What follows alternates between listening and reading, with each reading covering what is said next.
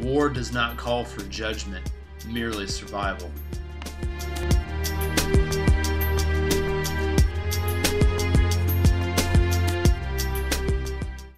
And welcome back to the Reign of Books podcast, the reader's entry into great narratives. I'm John Keel, joining you from the War Room. My co-host is Josh Preston, joining you from the Hyrule Cube. We are on episode 11. Oh, and I forgot to mention, this is where the written page reigns supreme all day long. Episode 11, back onto Hyperion, the beginning of the second book in the four-part series, The Fall of Hyperion. Josh, I'm excited about this book. But first, today's show is brought to you by Force, fine maker of assault weaponry. Josh, are you looking for a shoulder-fired weapon that can annihilate an entire time tomb, but still not kill the sniper perched on top? This may be the rifle for you. With 10 different ways to fire at your target, from laser beam spreads to regular old bullets. This is the rifle to handle any occasion. Stalking wild hogs on New Earth? Taking a safari on Maui Covenant? How about hunting a Shrike? The Force Rifle guarantees death. The Force Rifle, brought to you by Force, the current choice of the hegemony's military. Pick one up today at your local laser gun shop. Warranty does not protect against 1,000 joule laser shots, fission bombs, blasts, or tritium seer strikes. And Josh, we are extremely excited to have Force today as our sponsor. How are you doing? Hey John, I'm doing great. I think I saw that pulse rifle on Amazon. I was looking for that. I saw some reviews. Colonel Fahad or Fahim Cassad, he actually put a review on there. Yeah, he was pretty upset that he couldn't hit that sniper after annihilating the entire crystal monolith. That was the best part of this book. We're totally getting ahead of ourselves, but we are in war. As the beginning quote said, and as the Force sponsor makes perfectly clear, there is no holds barred in this conflict. The Fall of Hyperion is part 2 in the Hyperion series, and man, it is good, John. It's been a great build up. The first book was awesome. Second book, equally awesome, but extraordinarily different. It's just a testament to Dan Simmons and what this man is trying to do with the story. But before we start with the story, and there's a lot to talk about, he does divide the book equally into 3 parts, so it's perfect for our podcast because we do 3-part breakdowns, and so it's a great cliffhanger at the end of the third part. But first up in the news. That's my cue. No, it was your cue. Okay, but I'm going to take it. Interactive Game of Thrones map. Game of Thrones fans, listen up. There's an interactive Game of Thrones map available that lets readers track the paths of each character from the Song of Fire and Ice series. The tool lets readers explore the map based on how far they are into the book. Readers can set their chapter level, so to avoid spoilers, readers can explore the paths of multiple characters at a time to show how characters move and cross paths. Now, John, you have not read Song of Fire and Ice, so we won't sit here and talk about it specifically. We'll talk about the novelty of the actual user interface and what they're providing. You know, based on different parts of the book, you can see where the characters are. So you could just think of classics like Lord of the Rings, and seeing where Frodo and Sam are when they split up from the Fellowship. Oops, spoiler if you haven't read Lord of the Rings, or where they are in the Misty Mountains compared to other characters. And people could get creative because there's a huge cast in Lord of the Rings. There's a huge cast in Game of Thrones. But I loved how they actually kind of bring you into the world a little bit deeper. And I haven't checked out the app, but I have read the first 3 books. And I'm probably going to download this and see what it's all about. What about you? Interactive maps? Yeah or nay? Okay, somebody make one of these for Hyperion, please. Yes. I need one. We're fanboys. Yes, we've made that clear. But you're right. Hyperion is a beautiful, rich world. I'd like to see the islands. What was it called? The Cat's Tails and Port Romance and Endymion and Keats and the City of the Dead Poets, the Bridle Range. Yeah, you're right. That's a good idea. Great idea. And second up, Goodreads will soon let you add Amazon books to your shelves. Now, for anyone who doesn't know, Amazon already owns Goodreads. So you can take this story with a grain of salt. It's just a new functionality because social reading platform Goodreads will let you add your Amazon book purchases to your shelves. The capability is part of a new feature called Amazon Add Books. Using the tool, Goodreads members in the US, Canada, and Australia will soon be able to add books that they bought from Amazon, including print and Kindle editions. The goal is to help friends better share what they're reading, help readers keep track of all their books that they purchased, and so on and so forth. Blah, blah, blah. Not to be cynical, but basically, I'm a Goodreads fan. We have a Goodreads group, and we know that getting more recommendations on Goodreads will, or getting more ratings will allow them to recommend books to you. Will add to more buying. It's a self-feeding ecosystem. So it's a good tie-in. I like it, but it's just it's nothing to write home about. But hopefully they will give me good recommendations. Otherwise, it won't add any value. But they have an algorithm, and it's just like everything else you buy. Recommendations. What do you think, John? No, I think that's great. The listeners won't know this. I'm still getting into Goodreads. You introduced me to it when we started this podcast. So, no, I think that's pretty cool. I like the idea. It's just more recommendations for me. So I'm all about it. Yeah, Netflix does pretty good with me. So I'm excited. I get good Netflix recommendations. Not that they're sharing algorithms, but come on. I mean, recommendations are recommendations. I think there's a kernel of an algorithm out there. I'm not gonna bore the audience members, but it's called something I don't remember. So, but I know there's like an algorithm out there that everybody builds on for recommendations. Yeah, I don't know the name of that either. The last news story is Samazon. Yes, Samazon. There we go. Samazon, nice one. Exactly. That's our new Brangelina. Samsung and Amazon team up on a new ebook club. So, as you know, Amazon has apps for all these smartphones and smart tablets and things. I have one on my iPad, but on the Samsung tablets, you can actually purchase new books from Amazon through the Kindle app, which is something I can't do on the iPad because Apple wants a cut of every purchase done through their apps, and that really makes me mad. So go Samsung. So that's one that you can actually purchase books through the Kindle app on a Samsung tablet. But they cut a new deal where Samsung customers that download the app are able to choose one free ebook a month for an entire year using their Samsung account. Go Samsung, go Amazon, Apple, you're behind. Get with the times and let me purchase books through the Kindle app. But I think that's a great deal right there. If you're a reader and you have a Samsung tablet, great news story. I'm not an iPad or iPhone or iPod or any device of Apple owner, but I will say that this, not to be a troll, but I did think of this story and I thought, well, it's kind of like saying that, I don't know, as far as the interest level, it's like, paper is made of wood, because I looked at it as just, kind of a ho-hum story.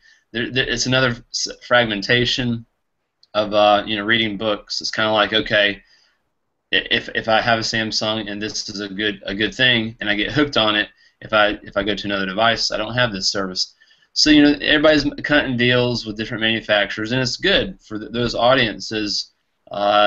It could be like Netflix, as far as Amazon being ubiquitous with their Kindle app on every device. But when you start making different deals for different devices, manufacturers, it's just fragmentation, and honestly, a little annoying, because I don't know how that will kind of affect the larger reading community, as far as Kindle reading community. If you are a Kindle fan and you start sitting here have different different functions and different perks for different parts of that community. Again, that's my cynical side, but it could be a good thing, like you said.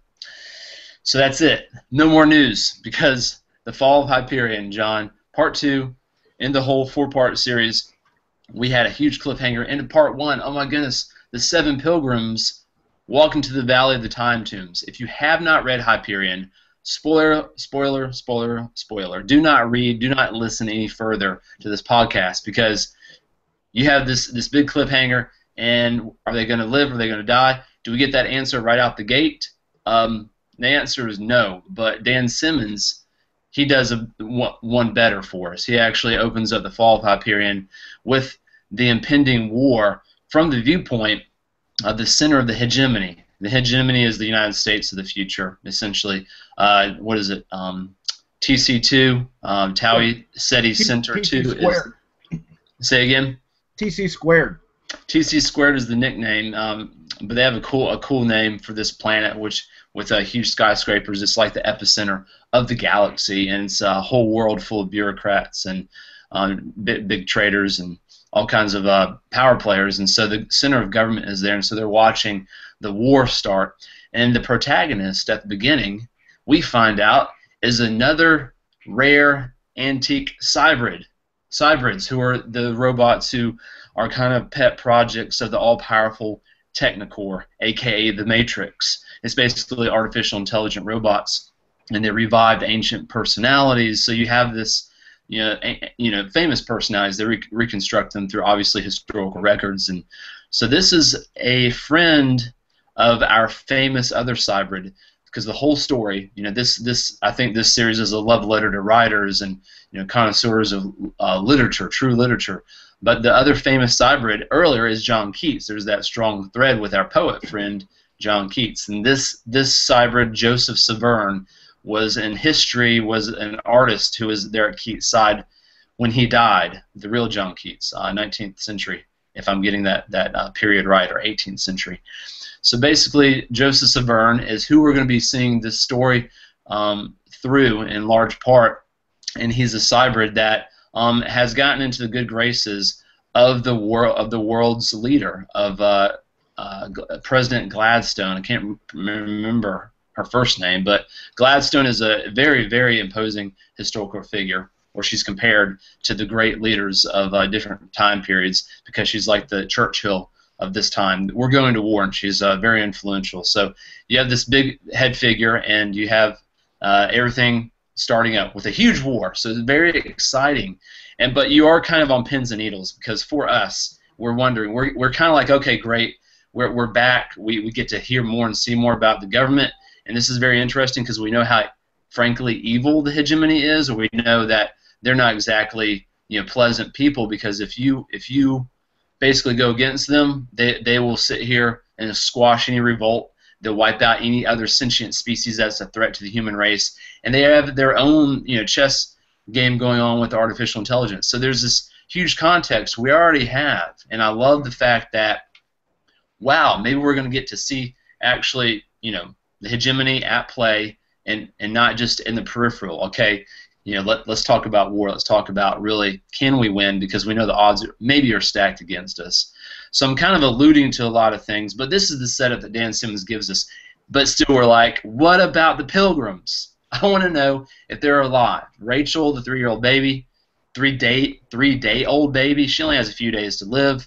They're right in the Shrike's home. So big setup, John. Pretty exciting, because he pulls it off, I think. Oh, no, he did great. And I got the idea that this connection between Keats and Joseph Severn was a little bit more, almost like Keats, like, there was just a much stronger connection there. I almost felt like he was supposed to be Keats, and they just kind of put him in a different body, and he could remember his former persona. But regardless, I remember when he first introduced Joseph Severn, before I realized that he had this connection with Keats, I said, oh, okay, another character I have to remember. It's another layer on this book that's going to make it more complicated. But it turned out not really to be that. It's kind of been neat the way that Gladstone's able to know what's going on with the Pilgrims, as we'll get to in a second, because of that connection. And I kind of want, well, we might as well go ahead and say it. Severn is able to dream what's going on with the Pilgrims on Hyperion. And that's why he's of interest. Yeah, that's why he's of interest to Gladstone. He's reporting to Gladstone, and the books alluded to the fact that Shrone loop with Keats' personality that he put in Braun Lamia's head is the reason why. There's some strong connection there, and I couldn't help but think to myself, going back to what Hyperion said about the real John Keats and how he dreamed, and that's how he got his inspiration for actually writing Hyperion and the Fall of Hyperion. And then I thought, oh wow, you shoot forward into the future, and that's the same way that this guy who's got a connection with Keats is able to keep up with the Pilgrims actually on Hyperion. So this thing about the dreaming of Hyperion continues, and I thought that was a neat I don't know what you call it. It's continuity, and I like it. So yeah, it's very surreal, and it's poignant, because there's that former relationship between the two men in a former life. I mean, really, there's layers upon layers of subtle context about relationships, about the meaning of life. I mean, really, he doesn't throw it in your face, but you're right. That continuity exists, where you see this relationship with the two men, and it's kind of like what is their role in this universe? The cybrids are kind of like pet projects to the artificial intelligence. Who are there are three big players. There's the ousters who are attacking. The war, we haven't mentioned, but the war is against the ousters, and there are factions of the supreme artificial intelligence who are against us. And so why are they allowing essentially a spy? Maybe they're spying on the hegemony, but they're allowing the third player, the hegemony, they're allowing their cyber to interact with the world leader, and then he doesn't even know his own motives. My son keeps on talking about how he might be a double, triple agent, like the consul. The consul is one of the main characters. He's the pilgrim with the ship on Hyperion, and it's kind of like layers upon layers, and you get a lot here, and you kind of understand. Okay, this is a high stakes poker game, and let's see where this goes. So he's dreaming. Hey Josh, you mind if I jump in right there? Actually, your son's point about him being a double, triple agent, whatever, I hadn't even thought about that before. In fact, because Joseph Severn is a cybrid, he's hooked into the Technocore. Therefore, the Technocore is monitoring the Pilgrims' progress, just as much as Gladstone is. So he kind of is a double agent in a way, right? Because he's hooked into the Techno. They're all monitoring. Because you have to imagine the Technocore is monitoring what he's dreaming. So yeah, and it's crazy because Dan Simmons does not glaze over this stuff. He talks about later parts. He talks about the connection to the core. If the body dies, will Severn's consciousness go back to the Technocore? Why doesn't when he's basically under duress or being threatened and being tortured later on, why doesn't he slip back in the Technocore? So Dan Simmons comes up with good explanations, and I know I'm kind of bouncing around in some respects, but it's really fascinating that you kind of say, oh, okay, so there's it's kind of like this is a fully realized world where you're not wondering, well, there's a plot hole right there, because the Technocore is pretty much all powerful. But let's jump into his dreams real quick, because this is where we figure out where the pilgrims are at. You're like, okay, what happened when they entered the time tomb? So he's dreaming. So I love how when he falls asleep, you kind of go straight back to where the pilgrims are, and he dreams in real time. So there's kind of this, you kind of figure that out. He's dreaming. You're not seeing history. You're not going to be like, oh, well, they're dead. This is just another quaint story. He dreams in real time. So they search for a day. They search all the time tombs. Nothing. Basically, they go from great fear, great anxiety to this is the end, to exhaustion. They're running out of supplies. So it's this real world, and you kind of step in their shoes, and you feel it like they're being toyed with, and you kind of feel that exasperation, and kind of like, okay, our characters now are not these noble ambassadors to save humanity, to face down the Shrike. You just feel their exhaustion.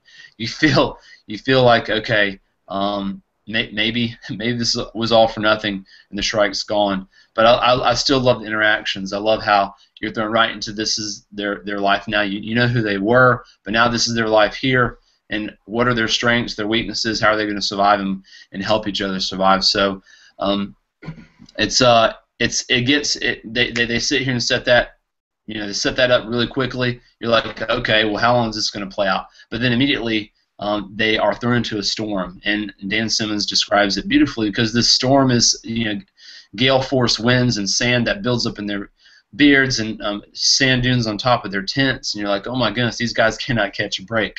And Leonard Hoyt, the pilgrim who's a priest of the dying Catholic Church, who's cursed with the cruciforms, he basically wanders and he leaves, and Braun Lamia, our detective, follows him through this hailstorm or this sandstorm, and she follows him to the Jade Sphinx. So, all these time tombs have very distinct characteristics, beautifully described.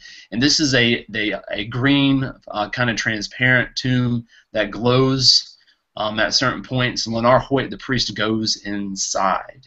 And so it's fun to sit here and see, oh my goodness, they searched, everything was dead at the time tombs, but then one of them wanders off. Martin Salinas even jokes, not here, but at one point, it's one of those old Hollow movies where someone walks off and then they're gone. It's like, don't do that. But Leonard Hoyt, something bad's going to happen, because he he can't get back easily in this sandstorm, and Braun Lamia follows after him. And this is the dream, and then Severn wakes up. So I love how we immediately don't find out what happens, because Joseph Severn wakes up, and he's back to the hegemony, and basically he's finding out. He's in a war room briefing, and I love this part of the story. The war room briefings are great because you find out this is the whole tactical setup. There's even some tongue-in-cheek references to get past all the jargon and all the all the military stratagem and get to the point. And you have this young military officer who's basically dressed down by his superiors, saying, "Get to the point. Get to what the president needs to know." And he kept on briefing all these stupid little details that the CEO didn't care about. He's like, and over here, we put some units on this island, and the history of this island is that hundreds of years ago they put, and those guys are just rolling their eyes at him. And he basically, at the very end, it's funny because you don't forget about him. At the very end, he's staying at parade rest in the back of the room, looking at the ceiling, and then Joseph Severn is just commenting, observing. He's probably looking at the end of his military career there up at the ceiling, just he's sweating bullets. But the deployment of Hyperion, you have the brass basically says, we have this contained. It's kind of fun and interesting to see. Here's our deployments. We will wipe these out. Our reconnaissance has said, there's a couple of hundred enemy combat elements tops. This is a space battle. It's all taking place above the planet. So it's really cool to see.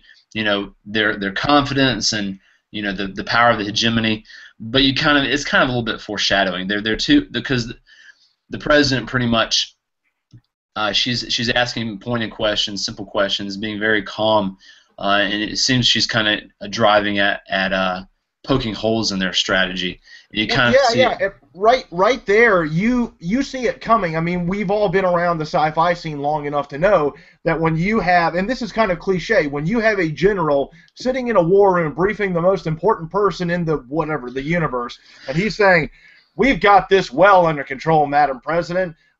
There's only a few hundred, and we've got 600, and this is going to take a week at most." Well, you see that coming a mile away. It's not going to take a week. Something's going to go wrong. The bad guys have something up their sleeve.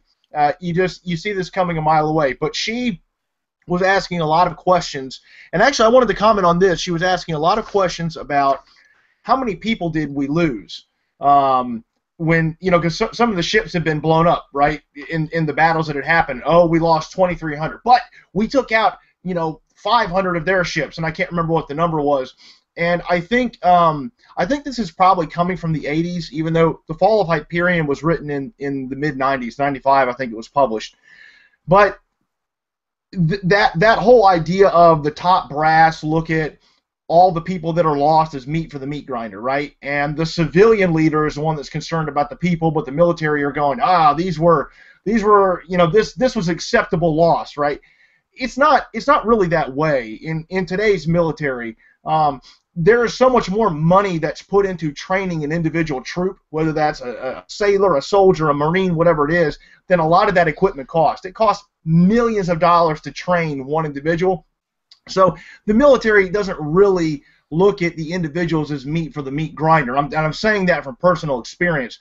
So I thought the book was a little skewed that way. Either that's the mentality that was coming from the late 80s and mid-90s, because that's always kind of been cliche about the military, and you can see it in Hollywood now, even though that's not really the case. So I don't know if Dan Simmons was caught up in that, or if maybe he really wants it to be that the hegemony in the future does not care about anything but conquering, and they don't care how they have to do it. I didn't really know, but it was a little bit cliche. It was very Starship Troopers. No, it reminded me of Starship Troopers. Like, all the drop ships, we have the projections, we can wipe out the bugs. So yeah, that was a cliche, like you said. And I think Joseph Severn, he was looking at the northern part of the planet, how there was absolutely no tactical significance to the northern part where the time tombs were, where the Pilgrims are at.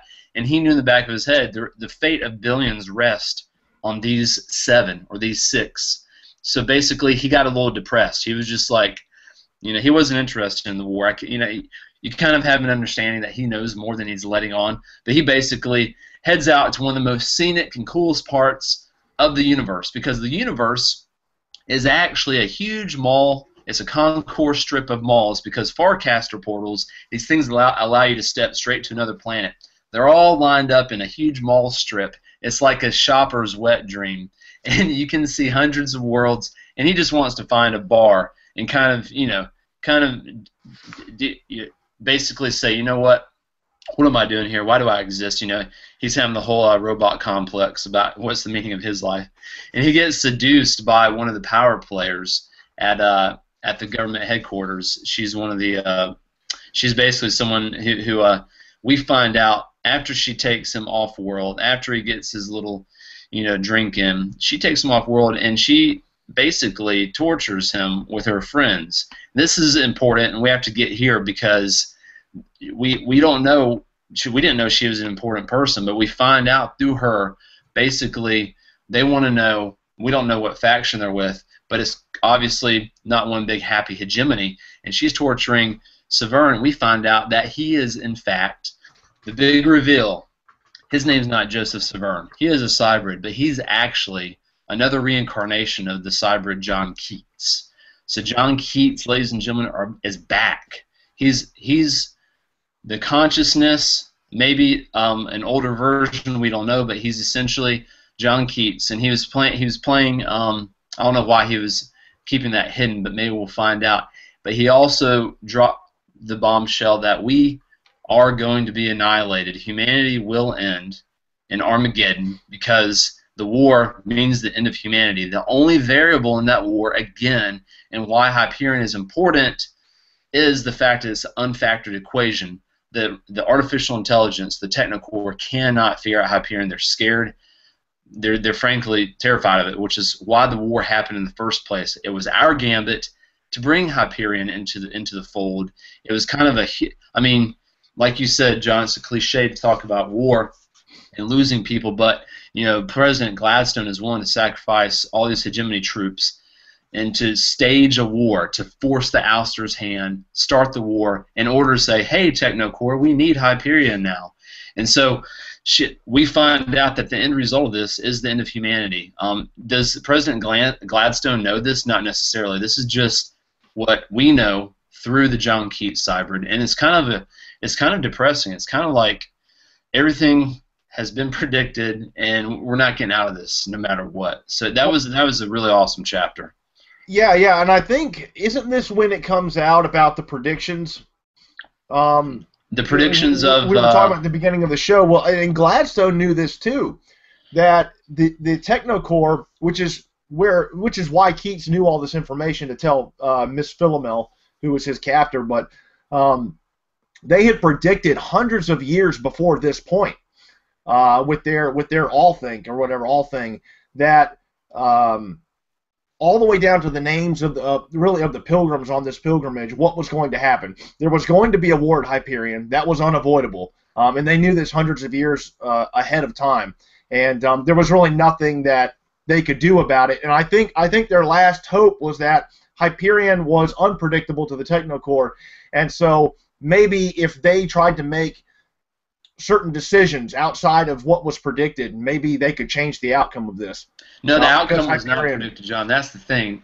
I don't think they're in desperation mode to say let's avoid the end of humanity. I think the book will play out a whole different way. No, they don't know the outcome of the war. They just know that they're up against opponents that outclass them at every turn, can outpredict them, and are getting close to the ultimate intelligence project, trying to become God themselves. No, they're trying to get Hyperion. That's the chess piece that can maybe be their weapon that can defeat them. They don't know what that weapon is. They don't know what the time tombs represent or the Shrike represents. So no, Gladstone is trying to maintain power, maintain the hegemony. It's just the human society as she knows it. She's trying to maintain that. So she's a very political animal and has to focus on that. No, they don't know that we're probably going to lose. She's simply trying to make sure that we don't lose Hyperion, because that's her only card she can play. So Keats, Keats. That's who it is now. Joseph Severn. He's still using his cover story, so we'll keep calling him Severn. But we don't want to confuse the readers. But basically, he goes into dream state, and we're back to the Pilgrims. We're back to the saviors of the galaxy. This, John, is where I was glad that you talked about having to learn new characters, having to stretch out maybe a new direction for Hyperion. But this is where Dan Simmons comes back to our characters. Father Lenar Hoyt, he basically is carrying two cruciforms. Paul Dure was another priest, and he's carrying his cruciform. And this is where you come back to his pain, come back to his life, which is essentially one constant source of pain, because the cruciforms won't leave him alone, and he's at his wit's end. He's not renouncing his faith, but he wants the Shrike to come out. He wants to ask him his wish. The Shrike supposedly answers one wish. So we saw him run to the Jade Tomb. He's there now. He's basically gone insane with agony and pain. He's not crazy, but it's just the agony of the pain. He wants it to end. And so you're kind of like, okay, this is the moment. And in fact, he enters this huge room, and Braun Lamia comes with a trap door. With the trap door to HE double hockey sticks. He's laughing. I'm glad you mentioned that, because he's laughing. It's like he's experienced hell. He's seen Holocaust, or he's seen horrible things on other planets, and he's experiencing it in his own body, turning against itself, wasting away. And he's just laughing. It's like, this does not scare me. But the Shrike comes, and the Shrike is kind of this thing out of a horror movie, with a 30 meter, which is a 90-foot shadow scraping across these huge halls. I'll try to look at the scope of what Simmons describes, and he throughout the book describes beautiful locations, even down to these little rooms, to give you a sense of being in these characters' shoes. It's amazing. So you see this huge shadow of sharp blades. You see it coming with the jewel eyes. That is the Shrike, right? Blades and scary demon eyes. And then he disappears, reappears right in front of him. Braun Lamia is right behind Hoyt, unloading her gun. It's shooting, yeah. Nothing happens, and Hoyt sees the Shrike. He sees his reflection, and then the Shrike's gone. He turns around to talk, and then nothing but blood comes out. So it's a little gory.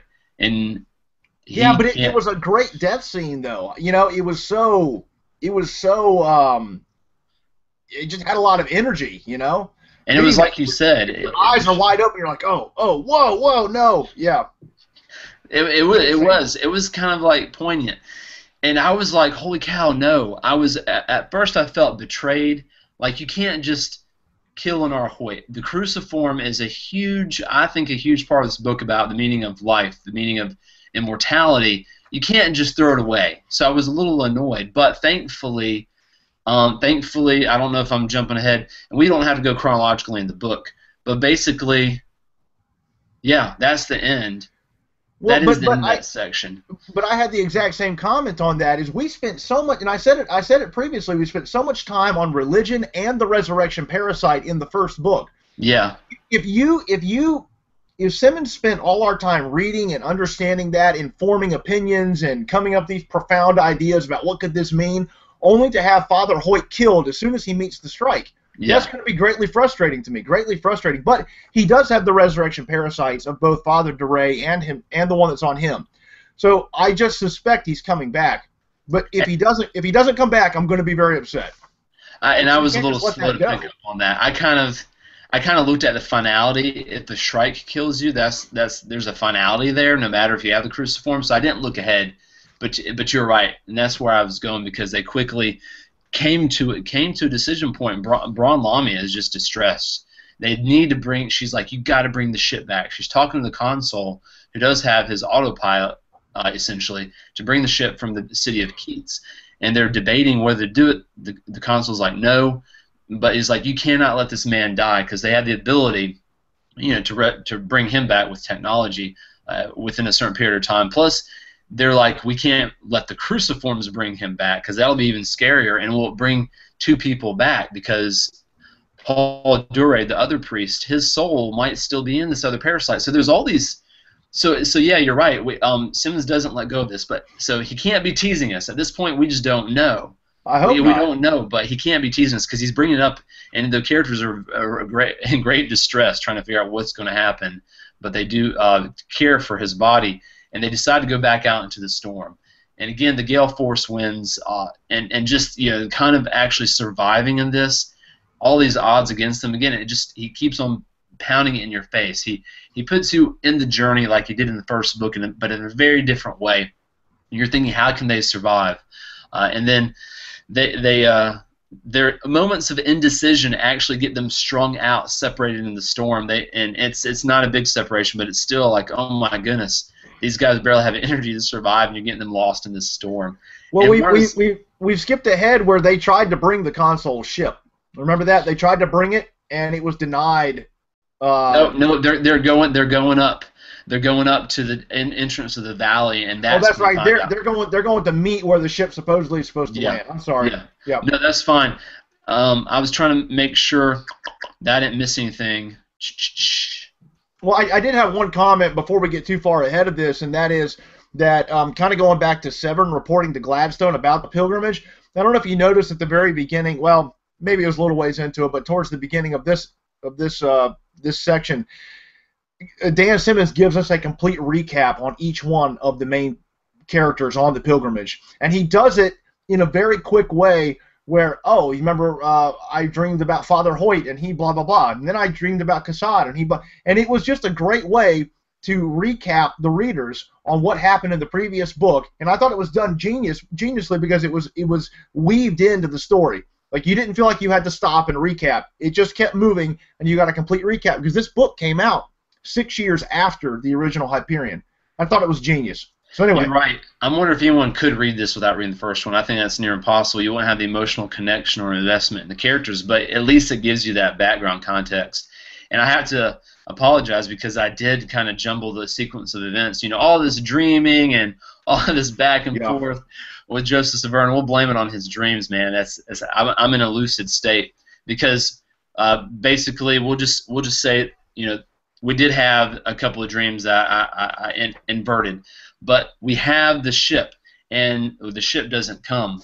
Martin Salinas is hilarious. He is just cursing up a storm because President Gladstone pretty much restricted access to the ship, and so basically, you know, her reach can reach them all the way at Hyperion, 3 years, you know, from the hegemony capital, and they can't get out, and so that now they have no other options, and we see a relationship. We see Gladstone using Joseph Severn, his dreams, trying to meet her own ends, of course. But she's like, we can't interfere with the Pilgrims. Her whole reasoning is we can't interfere with them, and Severn's a little mad at her. So there's this relationship between these two growing where he's like, why did you let Leonard Hoyt die? Or why, basically you let him die, and she's like, we can't interfere with him. That's what our predictions have told us. We have to let it play out.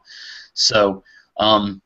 So Martin Salinas, he's hilarious. He was one of our favorite characters in the first book. He's the poet that's hundreds of years old. He's a relic from old Earth, and he's just cursing up a storm and calling Gladstone all kinds of names. I'm just laughing because it's like, you know, these characters aren't in the background.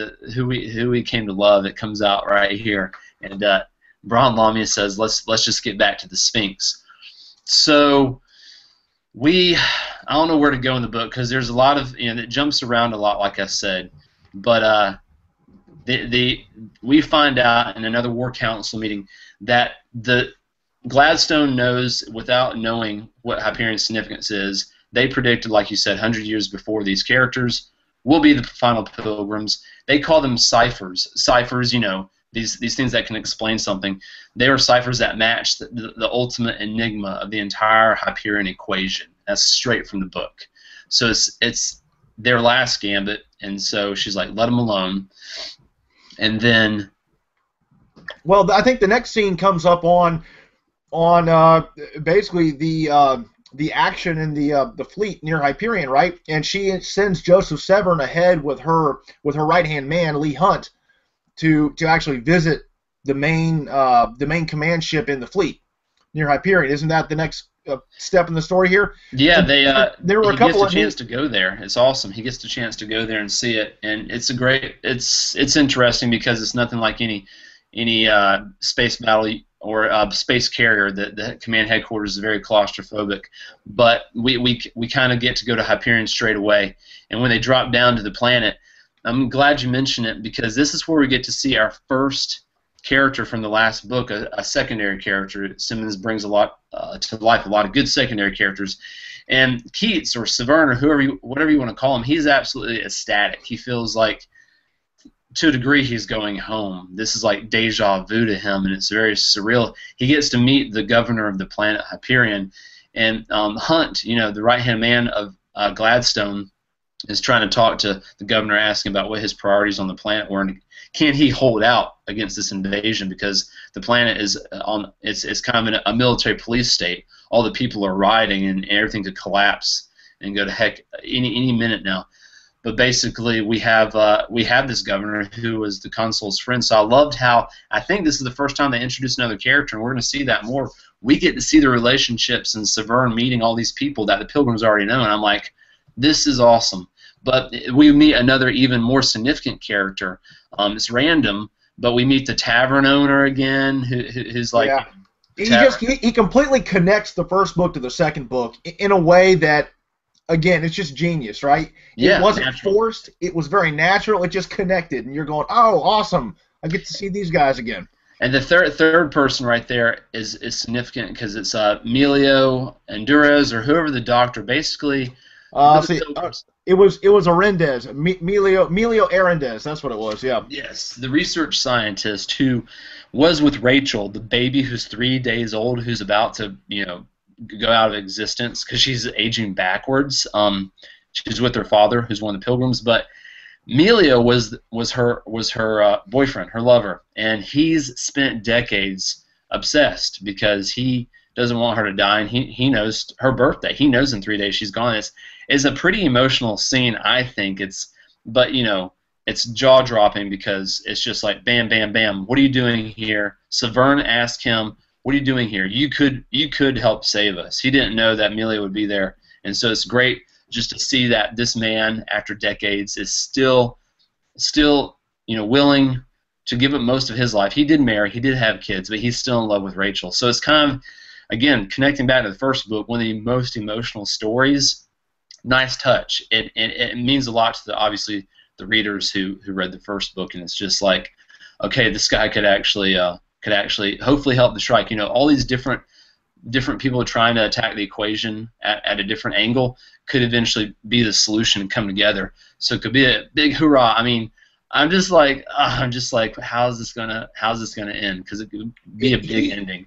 He said something that was really interesting. This is Dr. Arendez, Emilio, that in my head was another correlation to religion. Again, like Dan Simmons seems to keep teasing us with, even though you don't know if he's going to go there with it or not. And that is, Severn asks Arendez. Well, first of all, Arendez says he's not even sure the time tombs are from humanity. They know they're moving backwards in time, but we don't even know that it's a human project or an Ouster project. We don't know where they came from, right? And then Severn says, well, don't you believe the stories about the Shrike? And Arendez doesn't even necessarily believe the stories about the Shrike, which there's a whole religion around. There's a whole cult around that. There's all these stories of killing and death, and you still have these scientists out there that are like, I don't know if I believe in that. It's supernatural. I don't know that I believe in that, even though there's all this stuff. But he hasn't seen it with his own eyes. I thought that was kind of interesting that would still come up, because I thought everybody in this universe just believed that there was the Shrike. I mean, like I said, there's a whole religion established around worshiping the Shrike, and he wasn't even sure that was real. But I agree with you. It was interesting to see that even though he's married, he still is trying to help Rachel Weintraub, and that's the part of the book I really want to get to, is what's going to happen to her. I kind of wanted to hear about that before I did Father Hoyt or anything else. I want to know what's going to happen to this baby. Yeah, 3 days old. If you have a 3-day-old, they just eat and sleep. So at least the dad isn't having to sit here and do a lot of fathering. He's just making sure she stays safe until the meeting with the Shrike. So we meet a few more characters down the road, but this is where the book gets great. This is where the book gets action-oriented, like in your face. Cassad was not with everyone else. This is our military veteran who brought like a suitcase full of the most awesome stuff ever. That's what. A suitcase of the most awesome stuff ever. A whole army just for him. and he basically he's out. He's kind of like Arnold Schwarzenegger in The Predator. He's kind of like out there in his own camouflage armor, and he's trying to sit here and find anything that can bring out the Shrike. And somebody starts toying with him. He gets shot at. A huge boulder explodes behind him. So this is the dream state again. Again, we're dreaming. This is kind of front row seats from Severn, and we get this battle sequence. And Cassad, he's smart. I mean, this guy is a real soldier. He immediately finds out that this person is toying with him. He can gauge distances. He knows what kind of weapons are firing at him, and no one can possibly miss him at close distance. And he's using so many tactical displays, and he's running, moving, and shooting. And he gets shot with a old school projectile bullet that does nothing to his armor. And again, he's assessing how he knows he's being toyed with now. And so I absolutely love this scene. And then it goes into high gear. It goes into high gear. We do get teased because the Pilgrims hear all these huge explosions, and then they think this is it. Oh no, maybe a nuke is going off. Maybe the ousters broke through. And then Joseph Severn wakes up, and then we come right back into it a chapter 2 later, which is these were the explosions. Right now, Cassad is like, okay, what can I do? I'm undercover. He's in the Jade Sphinx. Let me just sit here and try to keep using my displays and figure out where this fire's coming from. No, sir, he does not do that. He says, I don't care if these are ancient artifacts. Let's do this. And the dude pulls out his force rifle, 20 guns in one. And I lost track of all the stuff he shot at that time, too. There was so much stuff coming out of that rifle. I was either picturing a rifle that was as big as a basketball goal is tall, or this thing is like the Men in Black little handgun that just shot everything you can imagine. I lost track. There's tritium spheres and bullets and lasers and laser spreads and yeah. and grenade bombs and drilling lasers, homing, seeking, drilling. Dude, I thought of the gun from the Fifth Element. You remember the Fifth Element when the Bruce Willis gun? Yeah, it was the bad guy in Fifth Element. He was a mercenary, and he had this. He sold this rocket launcher gun that had all these gadgets. I was like, holy cow! Cassad basically said, let's do this, and he lit that thing up. He destroyed it. Now it got interesting because it took us to the backstory, and this heat of battle took us to his whole life's mission, the 16 years since he had met the Shrike, and the love of his life he thought was a Shrike follower or was the Shrike itself. He had a basically traumatic experience that he tried to push down, and he was basically knew he was firing at Moneta, who was his lover, who was or was not the Shrike. We just don't know. He knew that he was trying to destroy her, and he was fine with that. He had come to terms, and he was at peace with the fact that, you know what, she made part of my life, but she also destroyed a part of me, and he got up, and at this point, I didn't know. I thought he was going to go try to the other Pilgrims. He saw their heat signatures going to the Sphinx time tomb. So you're like, all right, cool. He thinks he's destroyed the sniper. I mean, literally destroyed half. You would think, yeah. Yeah, half the planet face, but he immediately starts getting pinged. He's throwing out smoke grenades, which provide a little bit of cover. But this is a great scene. I mean, this is, also we didn't mention what this scene could have been like. It was like the one of Schwarzenegger's platoon buddies in Predator with the minigun, when basically he has his minigun, he mows down half the jungle to try to kill the Predator, and he doesn't even touch him. So we see at this point that Cassad didn't even touch the sniper, because we have all these explosions around him, and this thing's not even playing with him this time. It shoots. Yeah, as he's sprinting, he's sprinting straight towards the time tomb. He's going straight at this sniper, and he's being hit over and over and over while he's out in the open, just running straight at it. The lasers are, it's great. The technology is great. The lasers are superheating his armor, barely keeping him alive. The armor locks up whenever it gets a critical hit to try to heal itself, and I guess pop a dent out of the hood like on a car. And then now, Josh, we have to pause here and make a point that the lasers, they didn't make pew pew pew sounds. They were just laser beams, and they burned a hole through stuff real fast. I just wanted to point that out. Yeah, the dude's barely surviving. He's probably got all these holes in his armor, and they call it micro thin layers of electrodes trying to combat the heat, and it's really cool how they describe it. Loved it. But at the end, you do find out he is sprinting toward the sniper. I don't know if I missed that or if they were toying with you. Where is he going? What's his tactical kind of approach and thinking? And you find out he looks up. He gets there. He looks up, and 10 stories above him is the silhouette of the sniper looking at him. And then he starts the ascent up the stairs. The end. It's like, holy cow.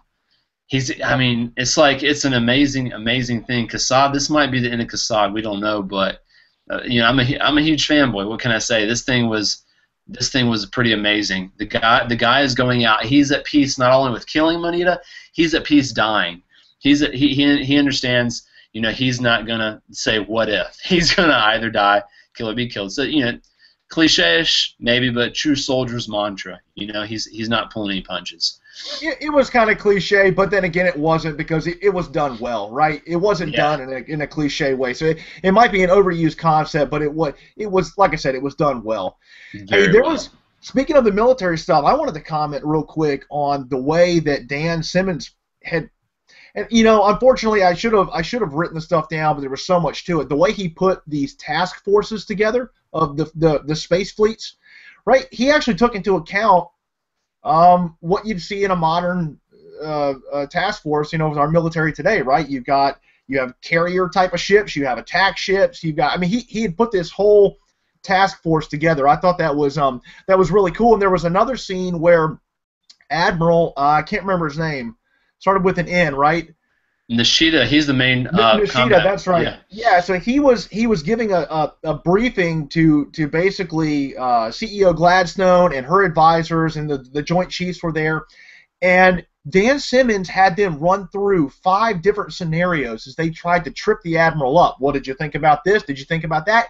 And the detail that he put into it. He got into, well, what if they take the Farcaster here and we Farcast over there, and then suddenly we're stuck over there? And I was going, whoa, holy cow! He put so much thought into the military fleet and the space battle. That blew my mind, Josh. That was brilliant. That was brilliant. And that's the end of the first section. Let's talk about that because it shows the military strategy. There's one more chapter which brings not closure, but brings some fascinating insight from previous characters. So hold the military strategy because that was absolutely brilliant. I loved actually, the what do you call it? He had a backup plan for a backup plan for a backup plan. But exactly. I'm just excited about it. Before we go to that end where it's like they make the big decision for the military, for the war, what direction they're going to go in. They go to the Treetops Restaurant Lounge. Really, this book's fun because Joseph Severn, they talk about, even in this day and age, money, there's billionaires everywhere, but what is the ultimate coin or currency for how rich you are? It's power, and power never goes out of style. So they go to the best restaurant in the universe, called Treetops. It's on the planet with the with the tree people. I'm drawing a blank here. And they're at the top tier. The Templars? The Templars, thank you. They're at the top level. And guess who Joseph Severn meets? He's at this very elite party. At the very top level, he meets Martin Salinas' old publisher.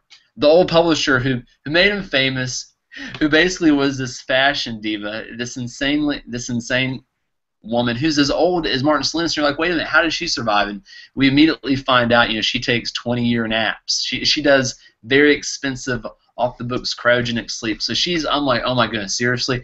I loved it, though. I absolutely loved it. They brought back Martin Salinas' publisher. She's at the party, and her and Joseph Severn talk.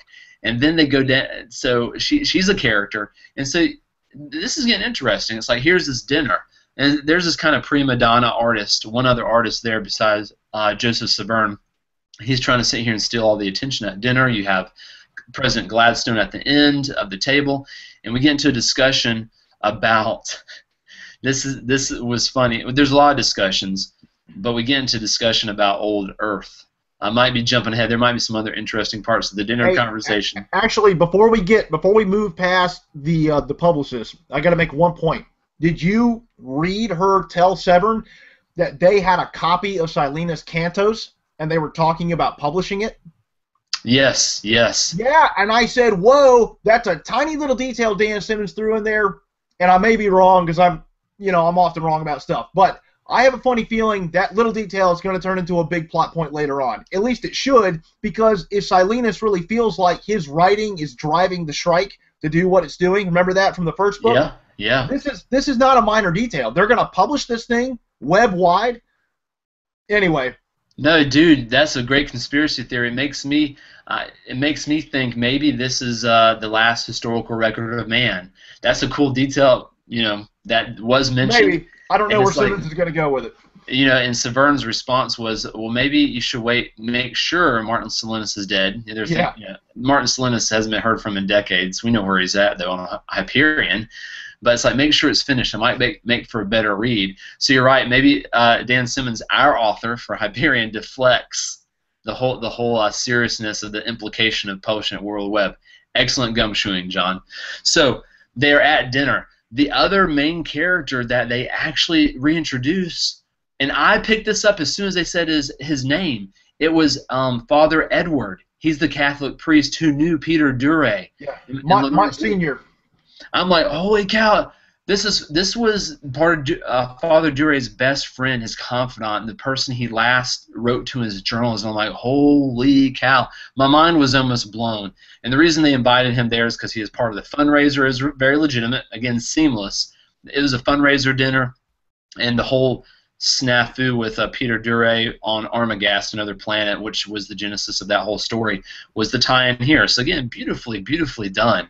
And at the dinner, great back and forth. Lots of personalities. I think I didn't know. I thought I'd be bored, but long story short is, at the point where Joseph Severn, he comes up with random observations. It's brilliant. He's kind of like out of place. He's not a power player. He's the artist that was invited to sketch President Gladstone. He asked the All Things senator, which is an artificial intelligence senator. He says, why did the Technocore create an exact duplicate of the Technocore? An exact duplicate of old Earth. And basically, you have all the power players, from social divas like this publisher, to President Gladstone, to all these other power players. And everything stopped, and they all went. Because depending on how he answers this question, this artificial intelligence senator, dude, the rumor could keep spreading. So Joseph Severn, is it Joseph Severn? John Keats, Joseph Severn. Yeah, whatever. He basically puts this question out there. You're like, oh my goodness, and basically the dude smiles at him, but Severn can notice a nanosecond of hesitation, but to humans, no one else notices. And he says, what a remarkable rumor. Why would we do such a thing? If we could, and this was an interesting comment, he said, if we could recreate a whole planet, wouldn't we be God already? Why would we be going after this ultimate intelligence project, which is trying to recreate God? And everybody's like, and Severn doesn't respond. This guy's trying to play it off. Severn doesn't respond. It's like awkward, and it's a brilliant, brilliant moment. Father Edward does break the awkwardness, and they move on. But it's a great, again, all the power players are here in the universe, except the Ousters. Who knows? There could be an Ouster spy here, but you have the Technocore and Hegemony, kind of being awkward bedmates here, and it's like, wow, things are getting good. Where's Severn going? So that's the dinner. Hey, that whole conversation there. I don't know why. Sometimes these little sideshows make me stop and pause more than some of the major plot points. But the conversation about war being art kind of stuck with me for some reason, because they went to a lot of different places with that, because that guy wanted to be the center of attention of that conversation. But I just kept thinking, they kept saying that war ultimately becomes an art. And the beauty of all the destruction, and I just kept thinking how really the Shrike is a piece of art itself. It's got blades all over it. It's perfected the art of killing. And then you mentioned Monsignor Edwards making a comment, and he basically said, and I don't know if this has any importance at all, or if it was just a sidebar conversation to make that scene feel real in the book, but he said that the church's philosophy and I'm trying to remember that other group. It was the Neo something. Yeah. But they believe, right? They believe that mankind is evolving towards a godhead.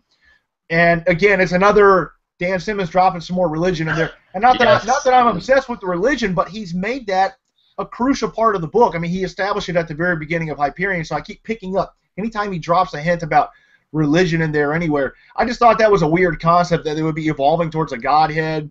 But then you've got the Shrike in play, and we have to wait and just read to see it all come together. But it's got my brain just going, whoa, what is it? Does it mean this? Does it mean that? And I'm not going to talk about it because it may not mean any of that. So. No, you're right, and I glazed over it and missed it because even in Gladstone's relationship with Severn, this is kind of a real, he's a chess piece for her, and she talks about, do you know you're important? So, and he's like, I'm just a caricature. I'm just like a phantom or a ghost of the real thing. He doesn't. He has these complexes about why am I even here. He's kind of a lost soul. But she says Jesus Christ came back and he was like the perfect embodiment of God and human. And I think she related him to Jesus Christ. So no, these theological premises are important. And because Dan Simmons interweaves them so subtly, it's not this is not a sermon to us, but it's a part of their universe and how basically humanity has to come to grips with its consequences of its own actions and of basically faith.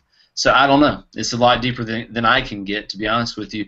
But the art of war part, I think another part of this society where it's a little warped is they haven't experienced war in such a long time. You have these prima donnas who can talk in these terms. Everybody wants to have front row seats and they want to forecast to the war. And I'm just like, what a twisted society. And even this guy, this other artist who he's just talking about this concept. And I'm like, you're playing with people's lives. So it's kind of you have no respect for them because they talk about war in abstract terms and not in real human terms like we talked about. So that gets us to the war room. After the dinner party, we go to Mars, which is the actual military headquarters for the whole force. And there's a military briefing that's super top secret. And that's where you talked about earlier, where they're trying to trip up the admiral, who's the actual fleet admiral, and he keeps on basically telling them, listen, we've accounted for all these scenarios. I found it interesting that the one that scares everybody most is the Farcaster being taken by the Ousters, and he talks about even if the Farcasters are not destroyed and obliterated by all this space battle, which is most likely, you're not going to have an intact Farcaster. You're not going to have them decode the genetically coded Farcaster signatures to actually get through the Farcaster.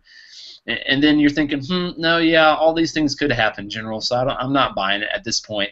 And neither are the Senators. But it's great because his backup plan, which I think is genius, is if they do get through the Farcaster portal, it's routed one-way trip to a dead rock in the middle of nowhere with automated guns. So let's say they get through. Yeah. They will be abandoned, stuck for years or months, I think years, out on a dead rock. Half of them will get destroyed.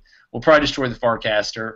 It's just like, oh, that's pretty good. I was really impressed with that. Was kind of like their stopgap measure. I think what impressed me most though, and right there with the story, but going back to the real writing, Dan Simmons, he's fabricated all this stuff, right? Farcasters are his idea in this story, along with his idea of how fast a Hawking drive can actually go versus how long it takes traveling at sublight speed. And he's had to stay within the bounds of his own fabrication as he's coming up with a backup plan for the backup plan and what happens if this happens. And he did it perfectly. And as far as I can tell, there are no plot holes in that. You know what I mean? Like he stayed within the bounds of what he created and had all these other things, like I said, all these different plans that could be made and ideas, and that was really cool to me. He must have thought about that for a while. Just to give the reader an idea, or the people, our audience listening, if they haven't read this yet, you take a look at how he has to juggle time. Time was in your face in the last book, not so much in this one. But basically, he has to account for technology, the lack of Farcaster technology for the Ouster swarms, and how they pick up their radio signals of their hawking drives, and they know where they can locate them, but they only get periodic hawking drive signatures. Years go in between when they can pick up these signals, but they calculate these huge maps with all the locations of the enemy, and you find out they're a pretty significant threat. It's pretty scary. They have to account for everything about sublight speed. It'll take years to get there, so the hegemony won't have to worry about them if they're in sublight speed versus hawking drive. He goes through all this, but it's fascinating. It's quick. And I'm like, wow, the hegemony really does have their stuff together, even though they haven't been at war in centuries. But at the very end, they asked that one commander who was a hero of Maui Covenant, remember the consul's home planet that was destroyed by the merciless hegemony. He was one of the heroes, if you want to call him a hero, who stopped the rebellion. He's asked for his opinion. He's sweating bullets. He's a junior commander, and all the brass career was over after this one. Yeah, his military career wasn't going to go anywhere, and all the generals were shooting laser beams at him. But the president wanted to know his assessment. He said, "No, that's all of our, as you said, Madam President, that's all of our eggs in one basket. There's two cardinal sins in war. You don't split your forces, and you don't put all your eggs in one basket." And so it didn't go into detail. I wanted more. I was like, oh, dude, let's hear what his thoughts are. But they didn't go further. But he's pretty much shut down. But you do see, again, that foreshadowing there of doom and gloom. But the president sits here and she approves all 200 ships, which is 2/3 total force commitment to the Hyperion system. And we're gonna see, something bad probably. So probably, yes. That's the end of part 1. Hey, now, Josh, I've got a question. About going back to Dan Simmons' writing again. Did he change the tense in this book? Because I seem to remember in the first book everything was in past tense, and when you're listening to somebody tell about their story in Fall of Hyperion, it's in past tense. But the narration part of the book seems to be in present progressive, where it's like, instead of saying Cassad picked up the rifle and shot at the time tomb, it says Cassad picks up the rifle and shoots at the time tomb. And I don't understand why I think that's a change from the previous book, and I don't really know why he did that. No, you're right. They're talking about current action. It's current action versus telling their histories. So you're right. It's a fine line that he's playing with, because you're like, when is he talking in current tense? It's probably trying to keep the continuity going, saying, well, these events are happening in the hegemony. Here's what because Severna is dreaming real time. Here's the events happening on Hyperion.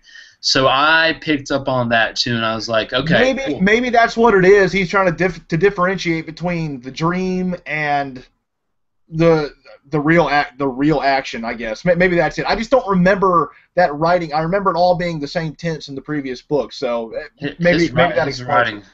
I don't know. His writing blows my mind. We haven't talked about any of the scenery. We don't need to be huge fanboys and just drool over it, but the scenery, the emotions, the subtlety. You brought up a lot of good subtlety. I'm sitting here doing a blow-by-blow of what the narrative is, but you're talking about these themes, the religion of life, of love, of the fabric of the universe. I'm like, this guy's deep, but it's done so well. It makes you care. It's like, I care about this universe. So part 2 next week.